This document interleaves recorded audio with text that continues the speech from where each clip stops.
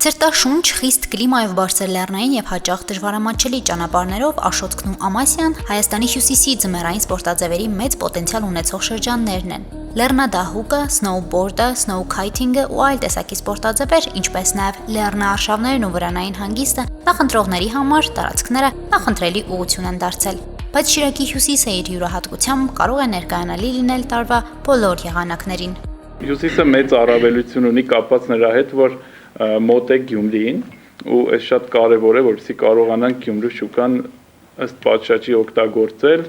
նկատի ունեմ Գյումրի եկող զբոսաշրջիկների հոսքը ուղղել դեպի մարզի հյուսիս ու մեր կարծիքով այս առումով մենք կարող ենք լավ օգուտներ քաղել։ Մեծ գաղափարը, որ այս տարածաշրջանը իսկապես կարող է կենտրոն դարձնել, դա առաջարկված ձմեռ պաբի նստավայրի գաղափարն է, Ցուրդավվիլ, այսպես կոչված, պայմանական անունն է դա, որտեղ Ցուրդավ լեռը գտնվում է Արփի լճի թիկունքում, 2950 մետր բարձրությամբ եւ դա գիտեք երբ ասում ենք Ֆինլանդիա, նախ եւ առաջ Լապլանդիա եւ ձմեռ պաբի նստավայր, դա պես հազարավոր, 100,000 մարդիկ գնում են։ Այդ նույն հնարավորություններն ունի նաեւ Աշոտք եւ Ամասիա։ Էնդեմիկ բուսատեսակների ու կենդանատեսակների, կարմիր գրքում գրանցված կենսաբազմազանության, ինչպես նաև յուրահատուկ լանդշաֆտային գոտիների ճանաչման ու ուսուցողական էքսկուրսիաների համար արդեն հստակ ուղղություն է Արփիլիճ ազգային պարկի տարածքը։ Թռչնադիտարկումները, վրանային հանգիստը, Ախուրյանի ջրերով թիավարելը, կազմակերպող միջոցառումները նպաստում են, որ զբոսաշրջային քարտեզի վրա այս ուղղությունները հաստատուն եւ պահանջված լինեն։ Բայց գրավիչ տարածքներ հասնելու համար ենթակառուցվածքների հասանելիությունն է սահմանափակ։ Կա նաև տեղեկատվության պակաս։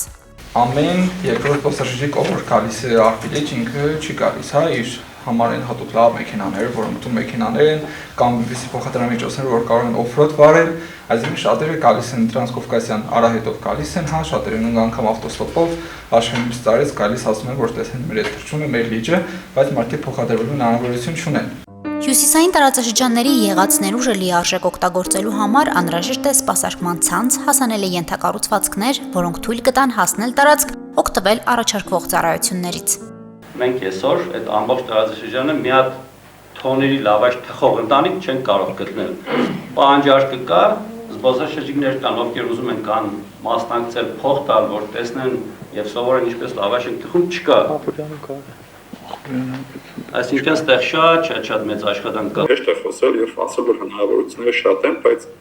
սպეციფიկ կարիքներ կան, որոնք պիտի բավարարվեն։ Օրինակ մի հատ շատ բարձ կարիք ասեմ, որը ոչ մի կերպ չի լուծվում եւ որը լուրջ խնդիրներ է ստեղծում զբոսաշրջության համար, որևէ մեկը չգիտի վաղը ռեալ Աշոտքում եւ Ամասիայում ինչքան կլինի ջերմաստիճանը։ Որևէ մեկը չգիտի ռեալ վաղը անձրև գալու է թե չէ, որտեղ չի բավում եւ որևէ բնակլիմայական պայմանների մոնիտորինգային ցես տվյալ։ Մենք ի վիճակի չենք օրինակ որպես բիզնես գնել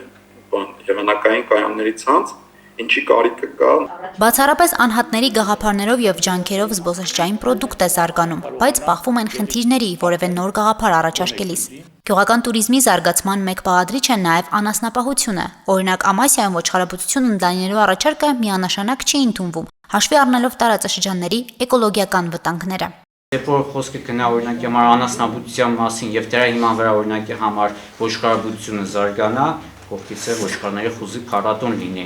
Բավական հետաքրքիր կլինի։ Չկա ավելի շատ վնաս տվող զբաղմունք այսօր ալպիական գոտիներին, քան թե ոչխարաբուծությունը։ Այսօր դեպի Աշոտք, դեպի Ամասիա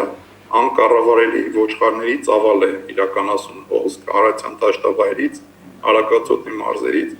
եւ այդ տարածաշրջանը Արամյակներ տեղ բուժելու է այդ ոչխարաբուծության հետևանքները, որտեղ ով գիտի ինչ է նշանակում ոչխարացնել մի տարածքում, այդ շատ լավ գիտի, որ դրանից հետո որևէ ֆաունայի եւ հետո նաեւ ֆլորայի ֆաունայի մասին խոսք չի կարող լինել։ Աշոտքում լեռնային туриզմի ծրագրերով զբաղվող եւ տեղի ռեսուրսների արդյունավետ օգտագործմամբ հետաքրքրված Տիգրան Պետրոսյանը բարձրաձայնում է մեկ կարևոր խնդիր եւս։ Խոսքը վերաբերում է Ախուրյան գետի ջրերի ոչ բավարար մաքրությանը, մասնավորապես դրանց քիմիական աղտոտվածությանը։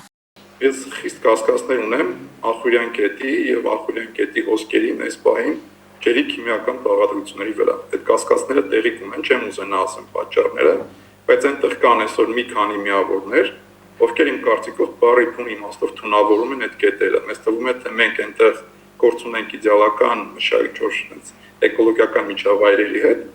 բայց այնտեղ իրապես լուրջ խնդիրներ կան։ 2026-2030 թվականների համար զբոսաշրջության զարգացման ռազմավարական ծրագիր կա մշակված, որում առանձնացրել են զարգացման 3 հիմնական ուղղություններ՝ մշակութային, գաստրո եւ արկածային, ներառյալ ձմեռային զբոսաշրջությունը։ Զարգացման 20 կլաստերներ են ձևավորվել, որոնց թվում են Շիրակի մարզի բնակավայրերը։ Շիրակի մարզում ընտրվեց 5 բնակավայր։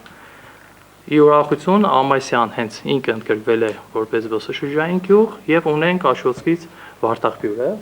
Հյուսիսային տարածաշրջանի հեռանկարներով մտահոգ մասնագետներն ու անհատները, որոնք են հիմնականում տեղական զարգացման նախաձեռնությունների հեղինակները, մարդկային ռեսուրսների պակաս ունեն։ Բնակավայրերից մարդիկ հեռանում են, հաստատվում քաղաքներում, ինչը լրջորեն սահմանափակում է ծրագրերի ընդլայնումը։ Հասմիկ Թումասյան, Վահագն Վարակյան, Հորիզոն։